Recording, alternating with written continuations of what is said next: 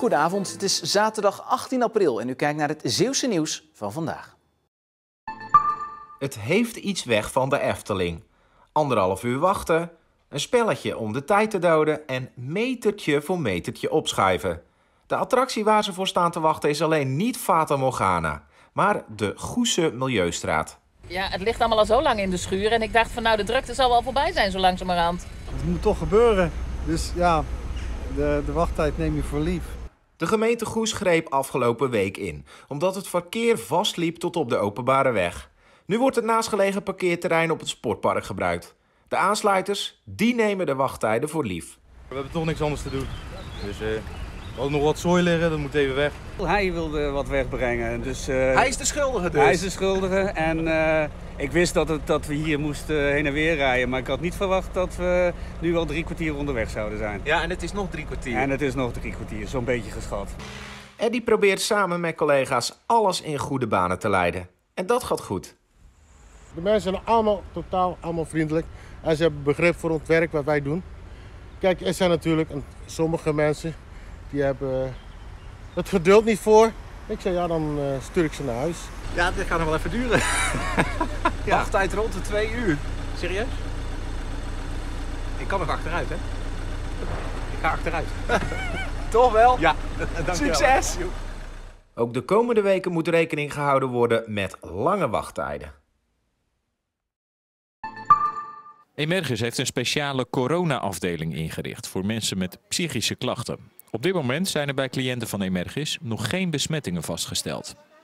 Ja, dat is altijd een beetje gissen of waar het nou precies door komt. Ik denk wel dat we als Emergis vrij snel stappen hebben gezet om de bewegingen binnen onze organisatie te beperken. En ja, wij zeggen tegen elkaar dat dat vooral ook een van de redenen is waarom we nog geen besmettingen hebben. Daarnaast is het natuurlijk ook zo dat je een beetje geluk moet hebben.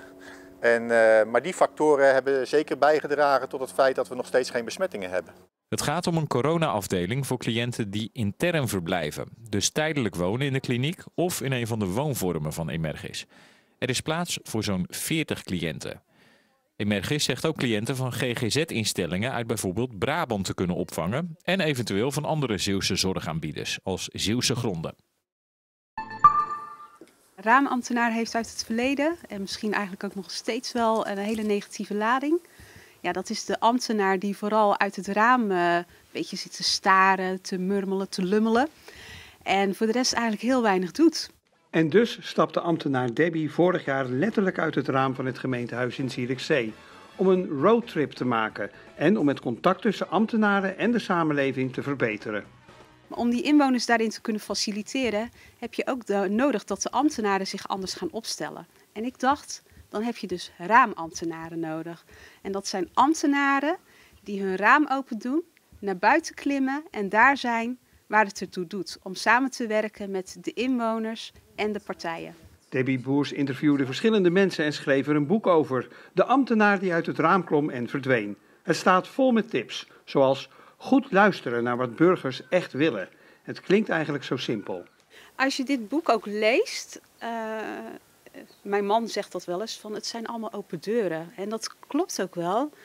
Maar een open deur heeft pas echt nut als je die deur ook echt gewoon open doet en er dan ook doorheen gaat. En niet eventjes om het hoekje kijkt en dan weer teruggaan. Maar gewoon het gaan doen.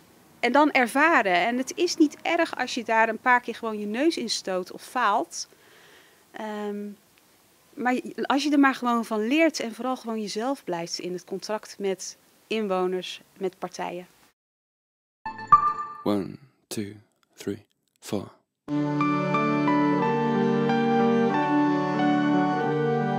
De Zeeuwse Muziekschool komt met een nieuw nummer in deze coronatijd naar buiten. Met Blijf Binnen probeert de school een boodschap te verspreiden naar de provincie. 72 Zeeuwse muzikanten doen eraan mee en de videoclip bevat dan ook 72 delen.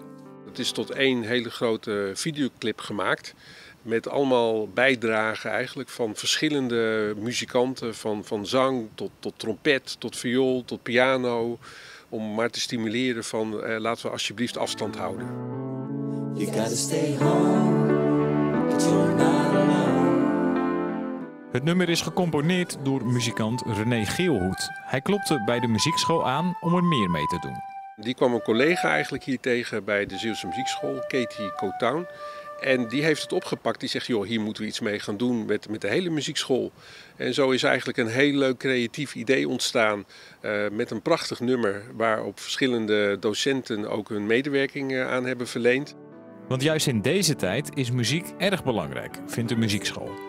Muziek brengt natuurlijk ook gewoon geluk en verbinding en maakt je even blij. En doet je de tijd even vergeten in de ellende en isolement waar je misschien nu zit. Het hele nummer van de Zeeuwse Muziekschool is te zien op onze website.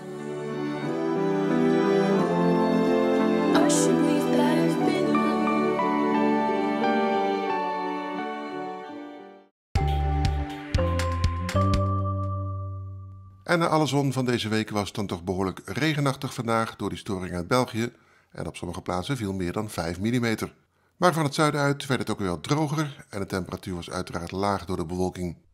De eerste voorjaarsstoring dus na de droogte, maar het zal een beetje een eendagsvlieg zijn voorlopig, want morgen komt de zon er weer goed door. Vanavond of vannacht kan er uit de wolkenvelden wellicht nog een enkele bui vallen, maar vannacht is het al vrijwel overal droog en zijn er ook opklaringen. Morgenochtend hebben we nog een mengeling van wolken en zon, maar morgenmiddag en morgenavond zal het vrij zonnig zijn. Matige noordoostenwind morgen, windkracht 3 tot 4 's middags en maxima van 15 à 16 graden aan zee tot 18 à 19 in Zeeuws-Vlaanderen. En volgende week dan is er een sterk hoge drukgebied boven Noorwegen en regen is er dan in Zuid-Frankrijk en Spanje. We hebben vanaf maandag een stevige oostenwind, windkracht 4 tot 6 en dus veel zon. Maxima maandag rond 18 en woensdag alweer rond de 20 graden.